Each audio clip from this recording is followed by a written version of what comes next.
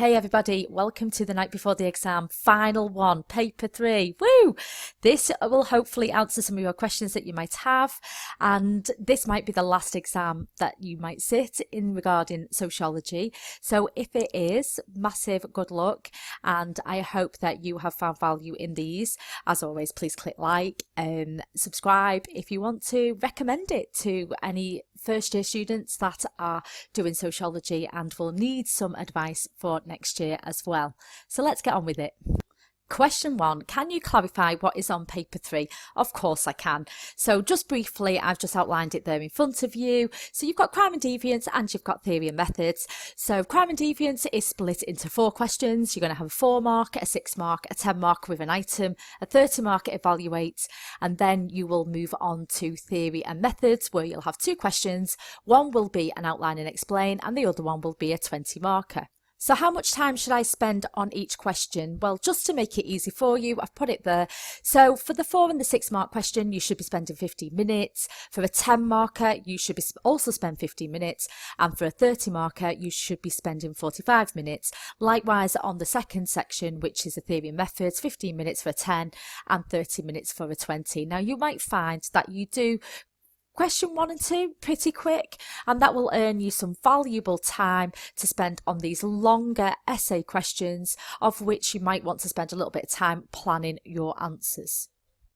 A further thing that you might consider as well is, do you have to answer them in the order that they're given? No, not at all. Remember, this is your exam, you're in control, so you make sure that you answer the questions that you might feel comfortable. Some of them might be worded in ways that you're not expecting them to, so it might be just a good idea to make a note, do a little bit of a plan, answer a different question, and once you've thought about it and digested, you can go back to it and you might actually be in a better position to answer that question later on in the exam. What I would advise is that you stick to your timings. So do make a note that, well, what time the exam starts and work out your timings from that as well. So then you do not miss out any questions on the paper. Any advice for the short questions? Yeah, the main advice that I would give you is that it's always going to ask you to outline 2 or 3 things, and I would just really urge you to start each one on a new line, making sure that you're reading the question carefully. If it's got 2 little bits that they want you to apply, make sure that you refer to every part of the question that's given, but definitely start each point on a new line. It just makes it so much easier for an examiner to read it. They don't have to hunt through a big block of text for the marks that you are given. So I would advise new point, new line. So then you'll have a 10 marker with an item on crime. So can you use the item anywhere in your answer? Yeah, of course you can, as long as it is there and you have developed your knowledge from it. That is fine and you will get credited for it. And do you need to explicitly quote the item? I would suggest that you make it really obvious. Again, you don't want to make the examiner work to give you any marks. So by using the word according to the item or putting item in brackets, it just makes it really obvious that that's where you have got the information from and that's what you're applying your knowledge to. Another little bit of a tip about answering this type of question as well with the item, make sure your explanation actually matches the hook that you have selected in the item. So it should follow logically on as well. So whatever it's asking, just make sure that it follows that theme. So a further tip that I've got on this as well, and this is through experience from marking it, when you will get this 10 marker with an item, and I'm showing you last year's 10 marker from, well, 2018 paper. You will need to make sure, and this is what the examiner will be looking for, that you've got the item hook. They'll be looking for that. In this case, they wanted reasons for class differences. So give a reason why middle class commit or appear less in crime statistics than working class, or vice versa, or whatever. And then make sure that you are referencing somewhere about official crime statistics as well. So see it a little bit like a formula. So have you got the hook? Have you given the reason? Have you explained it? And have you made sure that you've referred to official crime statistics and just made it really obvious that you are answering that question? Sticking on this one for a little bit longer, how do you get the AO3 on a question like this? Well, you can get AO3 from evaluation. So in this case, you could probably evaluate crime statistics and the accuracy of them. Or you can get AO3 from analysis. So you've got social class there. So make a comparison between the two classes. So why is there a difference between the middle class and the working class in that case? So 2 ways to get AO3 in a 10 marker with an item. So let's have a look at the 30 marker then for crime, and even the 20 marker on theory and methods. So should I include a plan for the essay question? I would suggest that you do, just because it'll allow you to organise your thoughts. You can organise your answer into the evidence for, the evidence that you're going to be using to evaluate. You can make sure that you cover all the points that you want to make, so it'll keep you quite succinct. But also it means that it becomes quite logical, your answer, because you'll be able to say, oh, well, I'm going to mention this point first, because then that will allow me to lead on to this next point, and then that'll allow me to lead on to this, and that will just mean that your answer is a little bit more organised. And if it reads better, that means that you'll often move up the mark scheme as well. So in answer to that, a big fat yes. If I cannot think of an evaluation point, what should I do? Now, if you do want to be moving up into the mark scheme, you do need to have some sort of evaluation in your answer in terms of, especially the crime questions. You do need to be able to evaluate the points that you are making. Now, if you are really struggling, apply a theory or evaluate using crime statistics. So firstly, if you are talking about different explanations about the patterns of crime, definitely use different theories to compare. You could use always feminism. Does it reproduce patriarchy? You could always talk about postmodernism. So is the explanation that you're given, is it relevant in today's society, which is a little bit more diverse, more fragmented?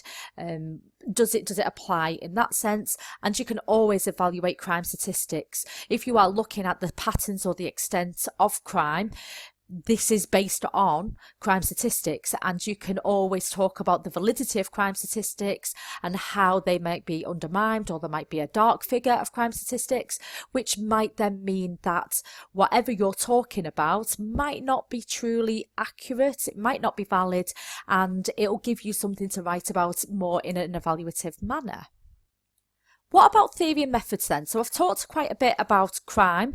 So what about the theory and methods question? What could be asked on those? Well, theory and methods, that section is split into 3 really. So we've got the theories. So you could be asked about functionalist, Marxist, feminist, social action, modern, postmodern, consensus, conflicts. Now some of these have appeared on the exam already. So we have had a question which is asking about consensus versus conflict 2017 as a 20 marker. But we've also had on paper 1 2017 a 10 mark problem of functionalist approach. In terms of methods, they could be any of the primary or secondary sources of data, so questionnaires, interviews, official statistics, documents, observations, any of those. There could be others as well, I can't think off the top of my head. Experiments which have been asked. They have done quite a lot on methods. They have appeared as 10 markers. Interviews was a 20 marker in 2018. So there has been quite a few on methods. And what about debates? Debates are, should sociology be a science? Yes or no. The value freedom debate, or the influence of sociology on social policy. Definitely for the first 2, I would consider the positivist versus interpretivist, because they underpin those 2 debates really. Obviously, if you want to be getting higher, you will refer to other elements like the philosophers of science, like Kuhn and Popper, especially in the sociology of science. And with the value freedom debate, you might even start to bring in committed sociologists as well. And then with this one, the influence of sociology on social policy, we'll just start to think about what evidence have we got already. So things like New Right have had massive influence on social policy in more than one way, in education, in family, and in crime. Feminists have had massive influences on social policy as well, in tackling patriarchy and the Equal Pay Act and things like that. So have a little bit of a think about what policies do you know, what we've studied throughout the 2 years, and what do different sociologists say about it? Okay.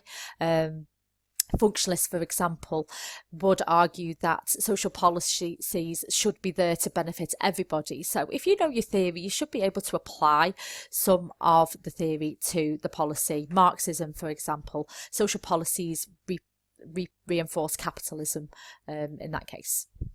So tell me again, what are the questions for the theory and methods?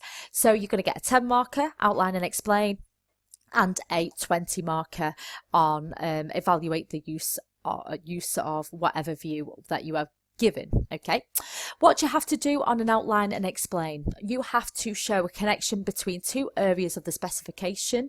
So in previous questions, they've asked you things like two practical problems of using historical documents. That was in 2017. So they want you to show a connection between the practical part and the document part. And if you do get a method question, make sure you give examples of the methods that you might have studied. Is there any evaluation marks for the 10 mark outline and explain? No, not at all. It will be discredited. Make sure that you are analysing. You can critically analyse as well to get those marks, and hopefully that should answer that question. How do you get the AO3 on outline and explain? It's through the analysis. So you could talk about maybe one problem and how that problem might lead to another problem. That would be part of analysis. Okay. Do I have to remember every sociologist's name? No, not at all. Remember, you want your answers to be conceptually detailed, really rich, and good explanations. If you remember some sociologist names and you can add those in, brilliant. But if not, it's not the be all and end all. The examiner will be looking for how well that you answer the question. Can you apply your knowledge? Can you evaluate? And can you criticise throughout or whatever the question is asking? Are you meeting the demands of that question? So in your final 24 hours before the exam, you might want to do a big burst of study this evening. Or you might want to relax and clear your head, get on the Xbox, do whatever. Just do what's best for you, because at the end of the day, when you get up in the morning, you are going to be super focused and you need to be at tip-top condition, ready for that exam. So please make sure that you get a good night's sleep. It doesn't matter if you can't sleep, just lie there, shut your eyes, you know, think about stuff. If you want to, just follow your usual routine. Don't get yourself flustered. It is entirely up to you how you spend your relaxing time. So any final advice? Massive advice for you is just make sure that you are dressing appropriately for your exam. And what I mean by that is look at the weather outside. I'm in the northwest of England and it is raining. It is absolutely freezing. I've got tights on today. It is so cold. I've had the heating on. And if you're in a sports hall, it is going to be so cold. So please make sure that you are dressed appropriately. Make sure that you are super comfortable when you are doing that exam. Remember, walk in there. You own that exam. You know, this is your final sociology exam. You might be going on to do sociology at uni. If you are, absolutely brilliant. You'll love it. You'll blast it. If you are not, and this is your last sociology exam, you know, enjoy it. Yeah. Sociology is just absolutely everywhere in your life. It's just, you read it in the newspapers, the things that you watch on the TV, there is all sociology around you. So hopefully what you will take away from these exams is the memories and how you can see it in social life. I'm getting a bit profound and a bit deep there. I do apologise. So, as always, thank you for watching. Massive good luck for tomorrow's paper. If you've got any questions, you pop them down below. I'll try and answer them if I can. I have been really, really busy in both my personal and professional life at the moment. I've got so much things going on. But I do try to answer as many questions as I can. So, massive good luck. I'm sending the vibes through the computer once again. And hopefully I shall see you again soon. Bye.